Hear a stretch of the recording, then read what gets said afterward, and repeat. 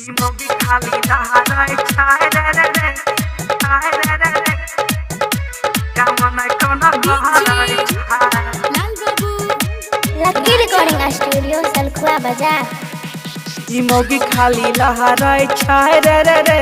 कामना कोना कहरै छाय मोगी यहाँ लहरै छाय मोगी खाली लहरै छाय रे रे रे कामना कोना कहरै छाय मोगी खाली लहरै छाय रहै छै खाली बैठल छाय बड़ी ऐठल कोठी में मकई रखल सरै छाय रे रे रे मोगी खाली लहरै छाय रे रे रे कामना कोना कहरै छाय मोगी यहाँ लहरै छाय मोगी खाली लहरै छाय रे रे रे छाय रे रे रे डीजे कामना कोना कहरै छाय राजा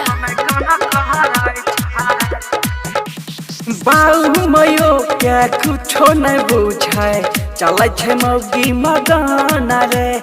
हमारो मुंड गरम तै जहिया मार के तोरा बहटांग रे बाबू मयो क्या कुछो नहीं बुझाय चलै छै मौगी मगन रे हमारो मुंड गरम तै जहिया मार के तोरा बहटांग रे ई खाना नहीं बनाबै ती धमकी देखाबै बाबू के अपना फोन खाली कहरै छाय रे रे रे ई मोगी खाली लहरै छाय रे रे काम नहीं कोनो करै छाय ई मोगी यहाँ लहरै छाय मोगी खाली लहरै छाय रे रे रे छाय रे रे रे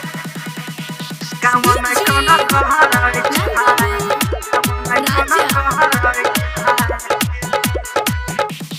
तिलक दहेज के चक्कर में हमारा बोहरा डाला कहे बाफरे तरक्की मौगी मिलल हमता खोज रही साफरे भैया तिलक दहेज के चक्कर में हमारा कहरा डाला कहे बाफरे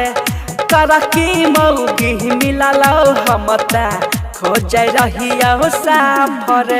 इच्छिए मौगी ढबली मांगै छाय लबली अजैया पहाड़िया परै छाय रे रे रे ई मौगी खाली लहरै छाय रे रे रे काम नहीं कोनो करै छाय ई मौगी यहाँ लहरै छाय। लकी रिकॉर्डिंग स्टूडियो सलखुआ।